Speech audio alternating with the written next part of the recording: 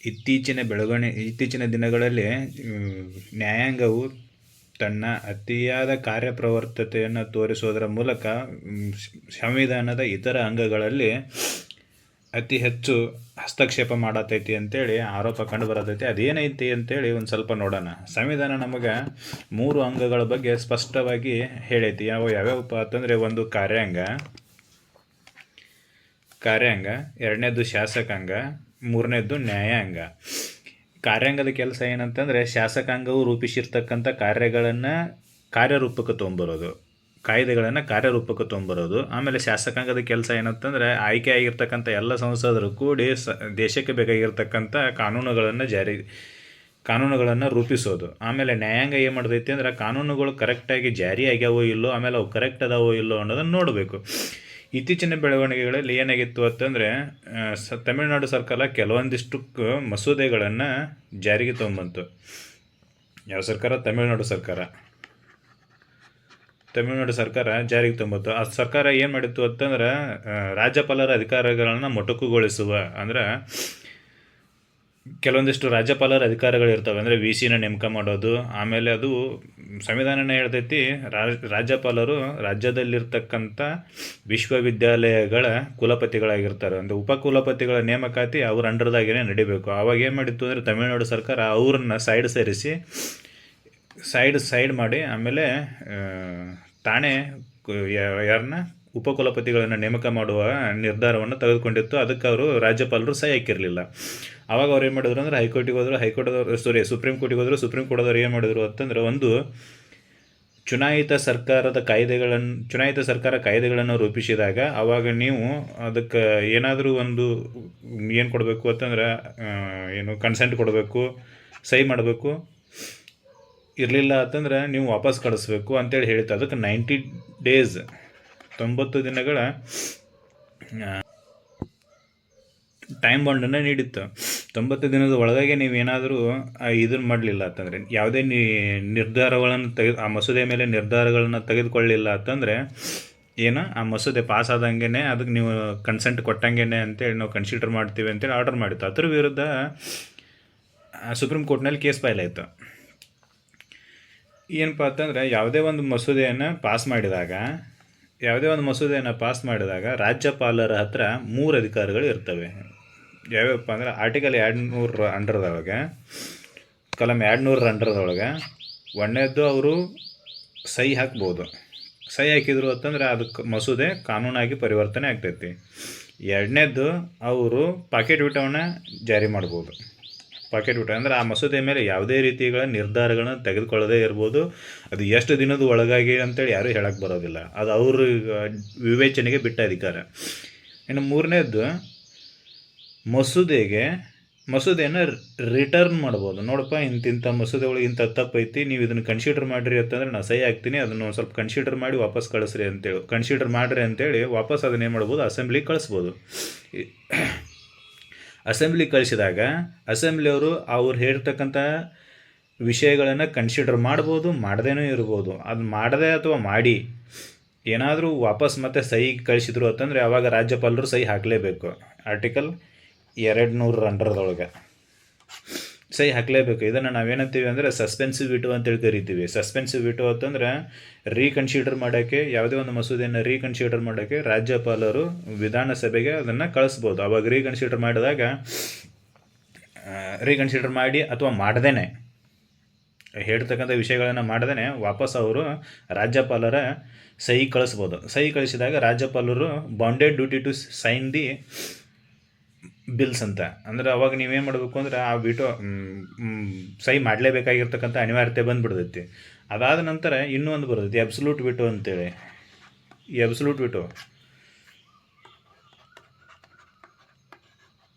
ಇದೇನಪ್ಪ ಅಂತಂದ್ರೆ, ಮಸೂದೆನ all together reject ಮಾಡ್ಬೋದು. ಇದು ನೀವು ಮಾಡಿರ್ತಕ್ಕಂಥ ಮಸೂದೆ ಸರಿನೇ ಇಲ್ಲ ಅಂತೇಳಿ ಟೋಟಲಿ ರಿಜೆಕ್ಟ್ ಮಾಡ್ಬೋದು.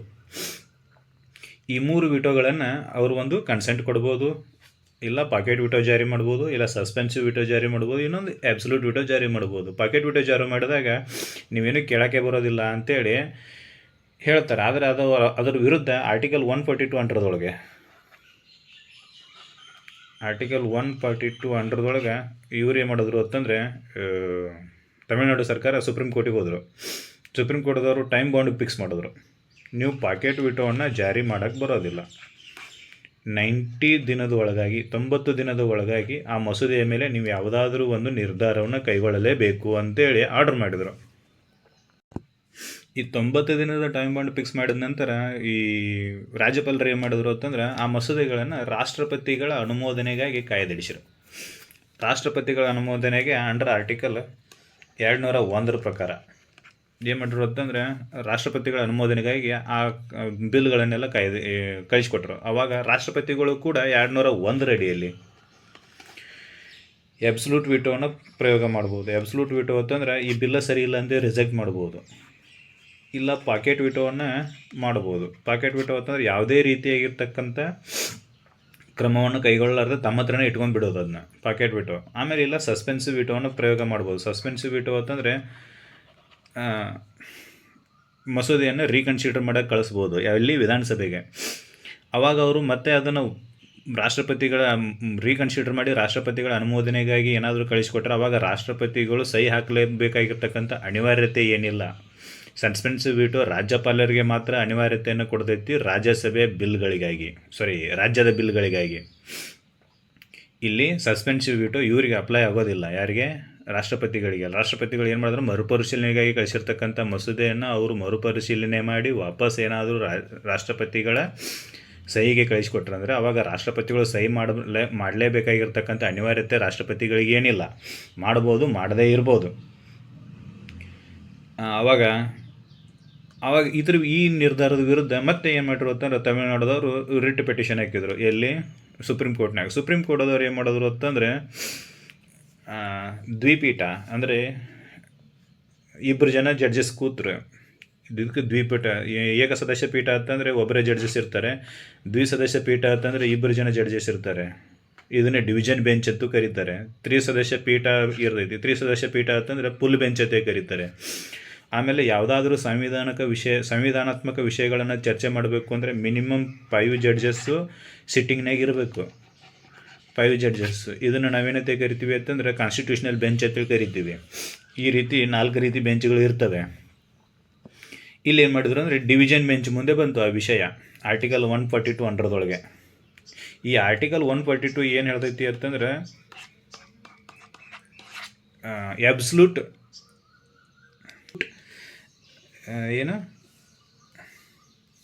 ಅಬ್ಸಲ್ಯೂಟ್ ಜಸ್ಟಿಸ್ ಬಗ್ಗೆ ಹೇಳ್ತೈತಿ. ಅಬ್ಸಲ್ಯೂಟ್ ಜಸ್ಟಿಸ್ ಅಂದರೆ ಪೂರ್ಣ ನ್ಯಾಯದ ಬಗ್ಗೆ. ಅಂದರೆ ಸುಪ್ರೀಂ ಕೋರ್ಟಿಗೆ ಒಂದು ಪವರ್ ಕೊಟ್ಟದ್ದು 142 ಆರ್ಟಿಕಲ್ ಏನು ಮಾಡ್ತೈತಿ ಅಂತಂದರೆ ನೀವು ಪೂರ್ಣ ನ್ಯಾಯವನ್ನು ಕೊಡುವ ಸಲುವಾಗಿ ಇದನ್ನು ಬಳಕೆ ಮಾಡಿಕೊಂಡು ತೀರ್ಪು ನೀಡಬಹುದು ಅಂತ. ಸಂಪೂರ್ಣ ನ್ಯಾಯ ಕೊಡುವ ಸಲುವಾಗಿ ಮೊನ್ನೆ ರಾಮ ಜನ್ಮಭೂಮಿ ಕೇಸ್ ಆದಾಗೂ ಕೂಡ ಹಂಗೆ ಆಯಿತು. ಈ ಭೂಮಿ ಯಾರ್ದು ಅಂತೇಳಿ ಡಿಸೈಡ್ ಮಾಡಬೇಕಾದ್ರೆ ಕನ್ಫ್ಯೂಷನ್ ಸ್ಟಾರ್ಟ್ ಆಯಿತು. ಅವಾಗ ಏನು ಮಾಡಿದ್ರೆ ಅಂದರೆ ಈ ಆರ್ಟಿಕಲ್ 142 ಬಳಸಿ ರಾಮ ಜನ್ಮಭೂಮಿ ಅದು ಏನು ಜಾಗ ಇತ್ತಲ್ಲ ಅದನ್ನು ಹಿಂದೂಗಳಿಗೆ ಕೊಟ್ಟರು. ಇನ್ನು ಸಪ್ರೇಟಾಗಿ ಕೆಲವೊಂದಿಷ್ಟು ಎಕರೆ ಜಾಗವನ್ನು ಮುಸ್ಲಿಮರಿಗೆ ಕೊಟ್ರಿ ಅಂತೇಳಿ ಸರ್ಕಾರಕ್ಕೆ ಆರ್ಡರ್ ಮಾಡಿದ್ರು. ಅಂದರೆ ಇಲ್ಲಿ ಮುಸ್ಲಿಮರಿಗೂ ಕೂಡ ನ್ಯಾಯ ಆಯಿತು, ಆಮೇಲೆ ಹಿಂದೂಗಳಿಗೂ ಕೂಡ ನ್ಯಾಯ ಆಯಿತು. ಈ ರೀತಿ ಮಾಡೋದ್ರಿಂದ ಯಾವುದೇ ರೀತಿ ಜಗಳ ಉತ್ಪಾದನೆ ಹುಟ್ಟೋದಿಲ್ಲ ಅಂತೇಳಿ ಅವ್ರೇನು ಮಾಡಿದ್ರು ಅಂದರೆ ಈ ಆರ್ಟಿಕಲ್ 142 ಬಳಸಿಕೊಂಡು ಸಂಪೂರ್ಣ ನ್ಯಾಯ ಕೊಡೋ ಸಲುವಾಗಿ ಈ ಕೆಲವೊಂದಿಷ್ಟು ತೀರ್ಪುಗಳನ್ನು ನೀಡ್ತಾರೆ ಈ ಥರ ಅಡಿಯಲ್ಲಿ. ಇಲ್ಲಿನೂ ಹಂಗಾಯಿತು. ಏನಾಯಿತು ಅಂತಂದರೆ ಇಲ್ಲಿ ಯಾರು ಮಾನ್ಯ ರಾಜ್ಯಪಾಲರು ರಾಜ್ಯಪಾಲರು ಏನು ಮಾಡಿದ್ರು ಅಂತಂದರೆ ಹೈಕೋರ್ಟ್ ನೀಡಿದ ತೀರ್ಪಿನ ವಿರುದ್ಧ ಸುಪ್ರೀಂ ಕೋರ್ಟಿಗೆ ಹೋಗಿದ್ರು. ಸುಪ್ರೀಂ ಕೋರ್ಟ್ದವ್ರು ಏನು ಮಾಡಿದ್ರು ಅಂತಂದರೆ ಈ ದ್ವಿಸದಸ್ಯ ಪೀಠದ ಮುಂದೆ ಇದು ವಿಷಯ ಬಂದಾಗ ಪಾರ್ದಿವಾಲಾ ಸಾಹೇಬರು ಅದನ್ನು ಲೀಡ್ ಮಾಡ್ತಿದ್ರು. ಅವಾಗ ಅವ್ರು ಏನು ಮಾಡಿದ್ರು ಅಂತಂದರೆ ಈ 90 ಡೇಸದ್ದು ಏನೈತಿ ಟೈಮ್ ಬಾಂಡು ಇದನ್ನು ರಾಷ್ಟ್ರಪತಿಗಳಿಗೂ ಕೂಡ ಬಾಂಡ್ ಮಾಡಿದ್ರು, ಪ್ರೆಸಿಡೆಂಟ್ಗಳಿಗೂ ಕೂಡ. ನೀವು ಯಾವುದೇ ಮಸೂದೆ, ರಾಜ್ಯ ಸರ್ಕಾರದ ಯಾವುದೇ ಮಸೂದೆ ನಿಮ್ಮ ಅನುಮೋದನೆಗಾಗಿ ಬಂದಾಗ ನೀವು 90 ದಿನದ ಒಳಗಡೆ ನೀವು ಕ್ರಮವನ್ನು ಕೈಗೊಳ್ಳಲೇಬೇಕು. ಅದನ್ನು ರಿಜೆಕ್ಟರ ಮಾಡಿರಿ, ಆಕ್ಸೆಪ್ಟರ ಮಾಡಿರಿ, ಕನ್ಸೆಂಟರ ಕೊಡ್ರಿ, ಅವೆಲ್ಲ ಅದನ್ನು ಪರಿಶೀಲನೆಗಾಗಿರ ಕಳಿಸ್ರಿ, ಏನಾರ ಮಾಡಿರಿ. ಒಟ್ಟು ನೀವೇನು ಮಾಡಬೇಕು ಅಂದರೆ 90 ದಿನದ ಒಳಗಾಗಿ ಕನ್ಸಿಡರ್ ಮಾಡಬೇಕು ಅದನ್ನ ಮಸೂದೆಯನ್ನು. ನೀವೇನು ಮಾಡ್ತೀರೋ ಅದು ನಮಗೆ ಗೊತ್ತಿಲ್ಲ, ಆದರೆ ನೀವು 90 ದಿನದ ಒಳಗಾಗಿ ಅದನ್ನೇನು ಮಾಡಬೇಕು, ಅದ್ರ ಮೇಲೆ ಕ್ರಮ ಕೈಗೊಳ್ಳಬೇಕು ಅಂತೇಳಿ ಡೈರೆಕ್ಷನ್ ಕೊಟ್ಟರು. ಯಾರಿಗೆ? ರಾಷ್ಟ್ರಪತಿಗಳಿಗೆ ಡೈರೆಕ್ಷನ್ ಆಯಿತು. ಇಲ್ಲಿಡದನೇ ಜಗಳ ಸ್ಟಾರ್ಟ್. ಇದು ಒಂದು ರೀತಿ ಕಾರ್ಯಾಂಗ ನ್ಯಾಯಾಂಗ ಯುದ್ಧಕ್ಕೆ ಇದು ಕಾರಣ ಆಯಿತು. ಏನು ಕ್ವಶನ್ ಬರ್ತೈತಿ ಅಂತಂದರೆ, ಈ ರಾಷ್ಟ್ರಪತಿಗಳಿಗೆ ನ್ಯಾಯಾಂಗ ಸುಪ್ರೀಂ ಕೋರ್ಟು ಡೈರೆಕ್ಷನ್ ಕೊಡ್ಬೋದಾ? ಇಲ್ಲಿ ಮ್ಯಾಂಡಮಸ್ ಅಂತಕ್ಕಂಥ ಒಂದು ರಿಟ್ ಬರ್ತೈತಿ. ಆರ್ಟಿಕಲ್ 32 ಅಂಡರ್ದೊಳಗೆ ಮ್ಯಾಂಡಮಸ್ ಬರ್ತೈತಿ. ಮ್ಯಾಂಡಮಸ್ ಅಂತಾರೆ ಕಂಪಲ್ಸರಿ ನೀ ಈ ಕೆಲಸ ಮಾಡಲೇಬೇಕು. ಅಂದ್ರೆ ತನ್ನ ಅಧೀನದೊಳಗಿರ್ತಕ್ಕಂಥ ವ್ಯಕ್ತಿಗಳಿಗೆ ನಾವೆಲ್ಲ ಹೇಳ್ತೀವಲ್ಲ, ಮಣಿ ದೊಡ್ಡ ಮನುಷ್ಯ ಇದ್ದವ ಸಣ್ಣವ್ರಿಗೆಲ್ಲ ಹೇಳ್ತಾರಲ್ಲ, ಈ ಕೆಲಸ ಮಾಡಲಿ ಅಂತೇಳಿ, ಹಾಗೆ ಮ್ಯಾಂಡಮಸನ್ನು ಕೊಡೋದು. ಇಲ್ಲಿ ಏನು ಮಾಡ್ತು ಅಂತಂದ್ರೆ, ನ್ಯಾಯಾಂಗ ಇದ್ದದ್ದು ರಾಷ್ಟ್ರಪತಿಗಳಿಗೆ ಅಪಾಯಿಂಟಿಂಗ್ ಅಥಾರಿಟಿಗೆ ಡೈರೆಕ್ಷನ್ ಕೊಡಾಗಿದ್ದಿ. ಏನದು ಅಪಾಯಿಂಟಿಂಗ್ ಅಥಾರಿಟಿ? ಜಡ್ಜಸನ್ನು ನೇಮಕ ಮಾಡೋರು ಯಾರು? ರಾಷ್ಟ್ರಪತಿಗಳು ಹೇಗೆ ಸುಪ್ರೀಂ ಕೋರ್ಟ್ ಏನು ಮಾಡ್ತು ಅಂತಂದರೆ, ನೀವು 90 ದಿನದೊಳಗೆ ಈ ಕೆಲಸ ಮಾಡಬೇಕು, ಈ ರೀತಿ ಡೈರೆಕ್ಷನ್. ಇದ್ರ ಮುಂಚೆ ನಾವು ಎಲ್ಲಿ ಕೇಳಿರಲಿಲ್ಲ. ಫಾರ್ ದ ಫಸ್ಟ್ ಟೈಮ್ ಏನು ಮಾಡ್ತು ಅಂತಂದ್ರೆ ಡೈರೆಕ್ಷನನ್ನು ಕೊಡೋಕ್ಕಾಯ್ತು. ಇದು ಎಲ್ಲಿ ಬರದೇ ಇಲ್ಲ. ಇಲ್ಲಿ ಆರ್ಟಿಕಲು 361 ಅಂತೇಳಿ ಒಂದು ಬರ್ತೈತಿ. ಸಂವಿಧಾನದ ಕಲಮ 361. ಇದೇನು ಹೇಳ್ತೈತಿ ಅಂದರೆ, ರಾಷ್ಟ್ರಪತಿಗಳ ಇಮ್ಯುನಿಟಿ, ಕೆಲವೊಂದಿಷ್ಟು ಸೌಕರ್ಯಗಳನ್ನು ರಾಷ್ಟ್ರಪತಿಗಳಿಗೆ ಕೊಟ್ಟೈತಿ. ರಾಷ್ಟ್ರಪತಿಗಳು ಮಾಡಿರ್ತಕ್ಕಂಥ ಕಾರ್ಯಗಳನ್ನು ಯಾವುದೇ ನ್ಯಾಯಾಲಯದಲ್ಲಿ ಪ್ರಶ್ನಿಸುವಂಗಿಲ್ಲ ಅಂತೇಳಿ. ಯಾವುದೇ ನ್ಯಾಯಾಲಯ ಇನ್ಕ್ಲೂಡಿಂಗ್ ಸುಪ್ರೀಂ ಕೋರ್ಟ್ ಇಲ್ಲಿ ಪ್ರಶ್ನಿಸುವಂಗಿಲ್ಲ ಅಂತೇಳಿ ಇಮ್ಯುನಿಟಿ ಇದೆ. ಇಲ್ಲಿ ಏನು ಮಾಡಿದ್ರು ಅಂತಂದರೆ, ಅವರು ಕನ್ಸೆಂಟ್ ಕೊಡೋದ್ರೆ ವಿಥೋಲ್ಟ್ ಮಾಡಿದ್ರು. ಅಂದರೆ ತಮ್ಮ ಹತ್ರನೇ ಇಟ್ಕೊಂಡಿದ್ರು. ಪಾಕೆಟ್ ವಿಟವನ್ನು ಜಾರಿ ಮಾಡಿದರು. ಪಾಕೆಟ್ ವಿಟವನ್ನು ಜಾರಿ ಮಾಡಿದಾಗ ಅದು ಒಂದು ಕ್ರಮನೇ. ಆ ಕ್ರಮದ ವಿರುದ್ಧ ನೀವು ಯಾವುದೇ ನ್ಯಾಯಾಲಯದಲ್ಲಿ ಪ್ರಶ್ನಿಸುವಂಗಿಲ್ಲ ಅಂತೇಳಿ ಆರ್ಟಿಕಲ್ 361 ಹೇಳ್ತೈತಿ. ಅದರ ವಿರುದ್ಧವಾಗಿ ಏನು ಮಾಡಿದ್ರು ಅಂತಂದರೆ, ಇವರು ಡೈರೆಕ್ಷನನ್ನು ಕೊಟ್ಟರು. ಬಾಬಾ ಸಾಹೇಬರ ಸಂವಿಧಾನ ಏನು ಹೇಳ್ತೈತಿ ಅಂದರೆ, ಆರ್ಟಿಕಲ್ 361 ಅಡಿಯಲ್ಲಿ ರಾಷ್ಟ್ರಪತಿಗಳ ವಿರುದ್ಧ ಅಥವಾ ಅವರ ಕಾರ್ಯದ ವಿರುದ್ಧ ಯಾವುದೇ ನ್ಯಾಯಾಲಯದಲ್ಲಿ ಯಾವುದೇ ರೀತಿ ಕೇಸುಗಳನ್ನು ಹಾಕಂಗಿಲ್ಲ ಅಂತೇಳಿ ಹೇಳಿತ್ತು. ಈ ರೀತಿ ಇಮ್ಯುನಿಟಿ ಇದೆ. ಆರ್ಟಿಕಲ್ 361 ಇದು ಹೇಳ್ತೈತಿ. ಆದರೆ ಅದರ ವಿರುದ್ಧವಾಗಿ ಏನು ಮಾಡ್ತು ಅಂದರೆ, ಸುಪ್ರೀಂ ಕೋರ್ಟು ಡೈರೆಕ್ಷನನ್ನು ನೀಡಿತು, ನೀವು 90 ದಿನದ ಒಳಗಾಗಿ ಮಾಡಬೇಕು. ಈ 90 ದಿನದ ಡೈಬೌಂಡನ್ನು ಇವರು ಹೆಂಗೆ ಫಿಕ್ಸ್ ಮಾಡಿದ್ರು? ಯಾವ ಆಧಾರದ ಮೇಲೆ 90 ದಿನದ ಒಳಗಾಗಿ ನೀವು ಆ್ಯಕ್ಷನ್ ತೊಗೋಬೇಕು ಇರಲಿಲ್ಲ ಅಂತಂದರೆ, ಅದು ನಾವು ಸಂವಿಧಾನ ಏನಾಗೈತಿ, ಮಸೂದೆ ಪಾಸ್ ಆಗೈತಿ ಅಂತೇಳಿ ಕನ್ಸಿಡರ್ ಮಾಡ್ತೀವಿ ಅಂತೇಳಿ ಯಾವ ಆಧಾರ? ಇದಕ್ಕೇನಾದರೂ ತಿದ್ದುಪಡಿ ಆಯ್ತಾ? ಇಲ್ಲಲ್ಲ. ಅಂದರೆ ಇವರು ಜಡ್ಜಸ್ದ ಜಜ್ಮೆಂಟನೇ ತಿದ್ದುಪಡಿಗೆ ಸಮಾನ ಅಂದಂಗೆ ಆಯ್ತು. ಈಗ judgment is equal to constitutional amendment. ಇದನ್ನ ಹೆಂಗೆ ಕನ್ಸಿಡರ್ ಮಾಡೋದು ಅಂದರೆ, supreme court is equal to ಸಂಸತ್ ಅಂದಂಗೆ ಆಯಿತು. ಸಂಸತ್ತು ಕಾಯ್ದೆ ಮಾಡುವ ಅಧಿಕಾರ ಅದಕ್ಕಿದೆ. ಕಾನೂನು ಮಾಡಿದ್ದು ಸರಿ ಐತೆ ಇಲ್ಲೋ ಅದನ್ನು ಚೆಕ್ ಮಾಡೋ ಅಧಿಕಾರ ನ್ಯಾಯಾಂಗಕ್ಕಿದೆ. ಇಲ್ಲ ನ್ಯಾಯಾಂಗನೇ ಕಾನೂನು ಮಾಡುವ ರೀತಿ ಆಯ್ತಾ ಹೆಂಗೆ ಅಂತೇಳಿ ಇದು ಒಂದು ರೀತಿ ಅಧಿಕಾರದ ಹಸ್ತಕ್ಷೇಪ ನಡೀತಿಲ್ಲಿ. ಏನಾಯಿತು ಅಂತಂದರೆ, ಸಂಸತ್ತಿನ ಅಧಿಕಾರದ ಸಂಸತ್ತು ಕಾನೂನು ಮಾಡುವ ಅಧಿಕಾರವನ್ನು ಹೊಂದಿರ್ತೈತಿ. ಆ ಅಧಿಕಾರವನ್ನು ಈ ಯಾವುದು ನ್ಯಾಯಾಂಗ ಬಳಸ್ಕೊಳಕತ್ತೈತಿ ಅಂತೇಳಿ ಕನ್ಫ್ಯೂಷನ್ ಸ್ಟಾರ್ಟ್ ಆಗೈತಿ ಈಗ. ಯಾಕಂತಂದರೆ, ಈ ರಾಷ್ಟ್ರಪತಿಗಳಿಗೆ ನೀವು ಯಾವುದೇ ರೀತಿಯಾಗಿರ್ತಕ್ಕಂಥ ಟೈಮ್ ಬೌಂಡನ್ನ ಹಾಕಂಗೇ ಇಲ್ಲ. ಯಾಕಂದ್ರೆ ಅವ್ರು ಪ್ರಥಮ ಪಜೆ ಆರ್ಟಿಕಲ್ 361 ಹೇಳ್ತೈತೆ, ಅವನ ವಿರುದ್ಧ ನೀವು ಯಾವುದೇ ರೀತಿಯಾಗಿರ್ತಕ್ಕಂಥ ಕೇಸ್ಗಳನ್ನು ದಾಖಲೆ ಮಾಡುವಂಗಿಲ್ಲ, whether it is civil or criminal. ಅವನು ಅಧಿಕಾರದೊಳಗೆ ಇರುತ್ತಕ್ಕ, ಆಮೇಲೆ ಅವ್ನು ಏನು ಕೆಲಸ ಮಾಡಿಲ್ಲ ಅದರ ಆಧಾರದ ಮೇಲೂ ಕೂಡ ನೀವು ಯಾವುದೇ ರೀತಿಯಾಗಿರ್ತಕ್ಕಂಥ ಕೇಸ್ಗಳನ್ನು ಹಾಕುವಂಗಿಲ್ಲ ಅಂತ ಹೇಳ್ತೈತಿ. ಇಲ್ಲಿ ಡೈರೆಕ್ಷನ್ ಕೊಡತ್ತಾರೆ 360 ಅಂಡರ್ ಆರ್ಟಿಕಲ್ 361 ಏನು ಸೈಡ್ಲೈನ್ ಮಾಡಿ. ಯಾಕೆ ಇದು ಎಷ್ಟರ ಮಟ್ಟಿಗೆ ಸರಿ ಅನ್ನೋದು ಒಂದು ಕ್ವಶನ್ ಬರ್ತೈತಿ. ಆಮೇಲೆ ಜಡ್ಜಸನ್ನು ನೇಮಕ ಮಾಡುವ ಅಧಿಕಾರ ಇರೋದು ರಾಷ್ಟ್ರಪತಿನೇ ಪ್ರಮಾಣ ವಚನ ಬೋಧಿಸ್ತಾರೆ ಅವರಿಗೆ. ಆಮೇಲೆ ಅಪಾಯಿಂಟಿಂಗ್ ಅಥಾರಿಟಿ ಅಂಡರ್ ಹಿಸ್ ಸೀಲ್ನೇ ಅವರು ಅಪಾಯಿಂಟ್ ಆಗ್ತಾರೆ. ಆ ಅಪಾಯಿಂಟಿಂಗ್ ಅಥಾರಿಟಿ ವಿರುದ್ಧನೇ ಇವರು ಏನು ಮ್ಯಾಂಡಮಸ್ ರಿಟನ್ನು ಜಾರಿ ಮಾಡ್ತಾರೆ. ಟು ಡೂ ಕಂಪಲ್ಸರಿ ವರ್ಕ್ ಅಂತ, ನೀನು ಈ ಕೆಲಸ ಮಾಡಲೇಬೇಕು ಅನ್ನಂಗೆ. ಅದೇ ಹೆಂಗೆ ಅಂತ ಇವರು ಒಂದು ಜಜ್ಮೆಂಟ್ನಲ್ಲಿ ಹೇಳ್ತಾರೆ ಏನಂತೇಳಿ,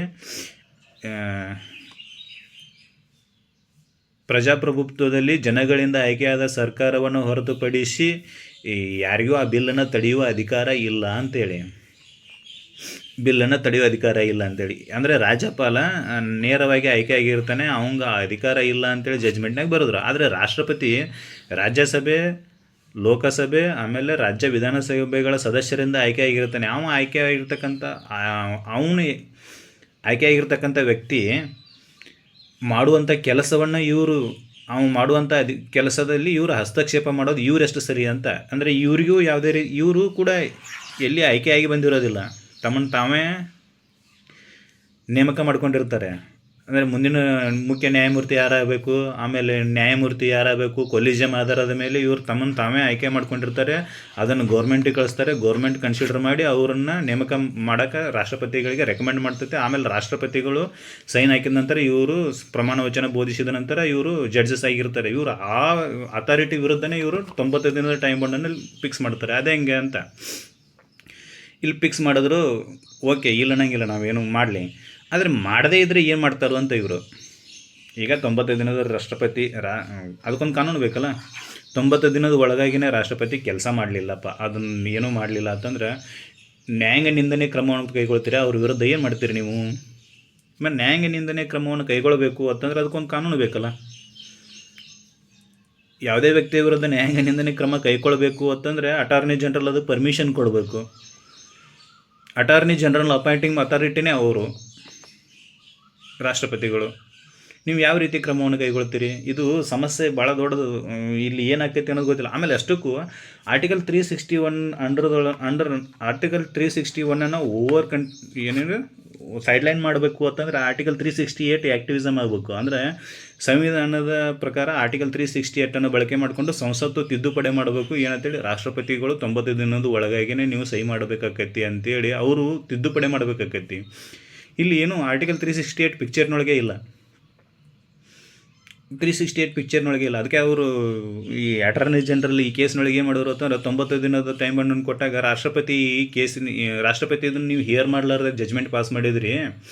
ರಾಷ್ಟ್ರಪತಿನ ಅವ್ರನ್ನ ಕೇಳಬೇಕು, ನೀವು ಕೇಳಾರ್ದೇ ಜಜ್ಮೆಂಟ್ ಪಾಸ್ ಮಾಡಿದಿರಿ. ಅವ್ರದ್ದು ಇದ್ರಾಗ ಪಿಕ್ಚರ್ನಾಗ ಇಲ್ಲ. ಹೀಗಾಗಿ ನೀವು ಕೊಟ್ಟಿರ್ತಕ್ಕಂಥ ಟೈಮ್ ಬಂದು ಅವರಿಗೆ ಸಂಬಂಧ ಬರೋದಿಲ್ಲ ಅಂತೇಳಿ ಒಂದು ಸಲ ಅವ್ರು ಹೇಳಿದ್ರು. ಅಂದರೆ ರಾಷ್ಟ್ರಪತಿನ ಪಾರ್ಟಿ ಮಾಡಲಾರ್ದೇ ರಾಷ್ಟ್ರಪತಿಯ ವಿರುದ್ಧ ನೀವು ಹೆಂಗೆ ಡೈರೆಕ್ಷನ್ ಕೊಡ್ತೀರಿ ಅಂತ.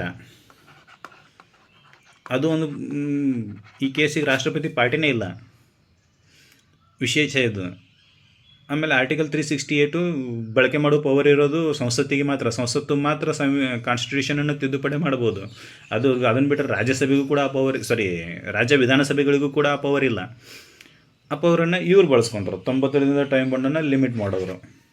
How it is possible? ಇದೊಂದು ಸ್ವಲ್ಪ ವಿಚಾರ ಇನ್ನೂ ಮುಂದೆ ಎಲ್ಲಿ ಹೋಗಿ ಮುಟ್ಟತೈತೋ ಗೊತ್ತಿಲ್ಲ, ನೋಡಬೇಕು. ಇದಕ್ಕೆ ಎಕ್ಸಿಕ್ಯೂಟಿವ್ ಯಾವ ರೀತಿ ರಿಯಾಕ್ಟ್ ಮಾಡ್ತೈತಿ. ಎಕ್ಸಿಕ್ಯೂಟಿವ್ ಅಂತಂದರೆ ಪ್ರಧಾನಮಂತ್ರಿ ಮತ್ತು ಮಂತ್ರಿಮಂಡಲ ಇದಕ್ಕೆ ಯಾವ ರೀತಿ ಆ್ಯಕ್ಟ್ ಮಾಡ್ತೈತಿ, ಪ್ರತಿಕ್ರಿಯೆ ನೀಡ್ತೈತಿ ನೋಡಬೇಕು. ಅಂದರೆ ಇದಕ್ಕೆ ಸಮಾಗಿ ಮತ್ತೊಂದು ಏನಾದರೂ ಕಾಯ್ದೆಯನ್ನು ತೊಗೊಂಬರ್ತಾರೋ, ಇಲ್ಲ ಇದನ್ನು ಓವರ್ ರೂಲ್ ಮಾಡೋ ಸಂಬಂಧ ಮತ್ತೇನಾದರೂ ಕೆಲವೊಂದಿಷ್ಟು ಸಂಸತ್ತಿನೊಳಗೆ ಕಾಯ್ದೆಗಳು ಬರ್ತಾವೆ ಅನ್ನೋದನ್ನು ಕಾಯ್ದು ನೋಡ್ಬೇಕಷ್ಟೇ ನೀವು. ಅಲ್ಲಿವರೆಗೂ ಇದು ಹಿಂಗೆ ಹೋಗೋದು. 90 ದಿನದ ಟೈಮ್ ಲಿಮಿಟನ್ನು ಕಂಪಲ್ಸರಿ ಮಾಡಲೇಬೇಕು. ಅಂದರೆ ಈ judgement article 141 under degree pass ಆದಂಗೆ ಇದು. ಆರ್ಟಿಕಲ್ 141 ಏನಂತೈತಿ ಅಂದರೆ ಡಿಗ್ರಿ, ಈ ಡಿಗ್ರಿ ಇಡೀ ದೇಶದ ತುಂಬ ಎಲ್ಲ ಕಡೆಯೂ ಹಿಂಗೆ ನಡೆಯೋದು. ಇದು ಆರ್ಟಿಕಲ್ 141 ಅನ್ನೋದಾಗ ಸುಪ್ರೀಂ ಕೋರ್ಟ್ ನೀಡಿರ್ತಕ್ಕಂಥ ಡಿಗ್ರಿಗಳು ಇಡೀ ಭಾರತದ ತುಂಬ ಚಲಾವಣೆಗೆ ಬರ್ತವೆ. ಈಗ ತಮಿಳುನಾಡು ಸರ್ಕಾರದ ಪರವಾಗಿ ಬಂದೈತಿ ಜಜ್ಮೆಂಟ್ ಅಂದರೆ ತಮಿಳುನಾಡಾಗ ಅಷ್ಟೇ ಅಲ್ಲ, ಇದು ಕರ್ನಾಟಕದಲ್ಲೂ ಕೂಡ ಹೌದು, ಮಹಾರಾಷ್ಟ್ರದಲ್ಲಿ ಕೂಡ ಹೌದು. ಮಹಾರಾಷ್ಟ್ರದಾಗೂ ಕೂಡ ಯಾವುದೇ ರೀತಿಯಂಥ ಜಜ್ಮೆಂಟ್ ಬಿಲ್ಗಳ ಮೇಲೆ 3 ತಿಂಗಳ ಒಳಗಾಗಿ ಡೈರೆಕ್ಷನ್ ಪ್ರಕಾರ 3 ತಿಂಗಳ ಒಳಗಾಗಿ ನೀವು ಏನು ಮಾಡಬೇಕು, ಏನಾದರೂ ಕ್ರಮದ ಕೈಗೊಳ್ಳಬೇಕು. ಈ ಟೈಮ್ ಬಾಂಡನ್ನು ಫಿಕ್ಸ್ ಮಾಡಿದ್ರು. ಅದು 3 ತಿಂಗಳು ಯಾಕಂತೇಳಿ ಗೊತ್ತಾಗಲಿಲ್ಲ. ಈ ಪಾಕೆಟ್ ವಿಟಮ್ ಇದನ್ನು ಜಾರಿ ಮಾಡೋದ್ರಿಂದ ಇದ್ರ ಹಿಂದೆ ಮೊದಲು ಏನಾಗಿತ್ತು ಅಂತಂದರೆ ರಾಜೀವ್ ಗಾಂಧಿ ಸರ್ಕಾರ ಇದ್ದಾಗ ರಾಷ್ಟ್ರಪತಿಗಳು ಈ ಪೋಸ್ಟಲ್ಗೆ ಆ್ಯಕ್ಟ್ ಅಂತೇಳಿ ಒಂದು ಮಸೂದೆಯನ್ನು ತೊಗೊಂಬಂದಿದ್ರು. ಆ ಪೋಸ್ಟಲ್ ಆ್ಯಕ್ಟ್ ವಿರುದ್ಧ ಪಾಕೆಟ್ ವಿಟವನ್ನು ಜಾರಿ ಮಾಡಿದರು. ಪಾಕೆಟ್ ವಿಟನ್ನು ಏನು ಕ್ರಮ ಕೈಗೊಳ್ಳೋರು ಸುಮ್ಮನೆ ಇಟ್ಕೊಂಡು ಬಿಟ್ಟಿದ್ರು. ಆ ಕಾಯ್ದೆಯೊಳಗೆ ಏನಿತ್ತು ಅಂತಂದರೆ ಯಾವುದೇ ವ್ಯಕ್ತಿಯ ಪೋಸ್ಟನ್ನು ತೆಗೆದು ನೋಡೋದು, ಅಂಚೆಯನ್ನು ತೆಗೆದು ನೋಡು ಪವರ್ ಕೂಡ ಇದ್ರೊಳಗೆ ಕೊಟ್ಟುಬಿಟ್ಟಿದ್ರು. ಹೀಗಾಗಿ ಅಂತ ಕೆಲವೊಂದಿಷ್ಟು ಅಸಾಂವಿಧಾನಿಕ ಕೃತ್ಯಗಳನ್ನು ತಡೆಗಟ್ಟೋ ಸಂಬಂಧ ಅದನ್ನ ಬಳಕೆ ಮಾಡ್ಕೋತಿರ್ತಾರೆ. ಅವರು ಪಾಕೆಟ್ ವಿಟವನ್ನು ಬಳಕೆ ಮಾಡ್ಕೋತಿರ್ತಾರೆ. ಅದನ್ನು ನೀವು ಓವರ್ ರೂಲ್ ಮಾಡೋದು ಅಂತಂದರೆ ಯಾವ ರೀತಿ ಸರಿ ಅನ್ನೋದು ಇದು ಕಾಯ್ದು ನೋಡ್ಬೇಕಾಗೈತಿ. ಏನಾಯ್ತು, ಏನು ಇದ್ರ ವಿರುದ್ಧ ಏನು ರಿಯಾಕ್ಷನ್ ಬರ್ತೈತಿ ಅನ್ನೋದನ್ನು ನೋಡ್ಬೇಕಷ್ಟೆ. ಇಲ್ಲಿವರೆಗೂ ಇದು ಈ ರೀತಿಯಾಗಿರ್ತಕ್ಕಂಥ ಟಜಲ್ ನಡೆದಿರೋದು ಇದೇ ಫಸ್ಟ್ ಟೈಮ್. ಮುಂದೆ ಕಾಯ್ದು ನೋಡೋಣ. ಅಲ್ಲಿವರೆಗೂ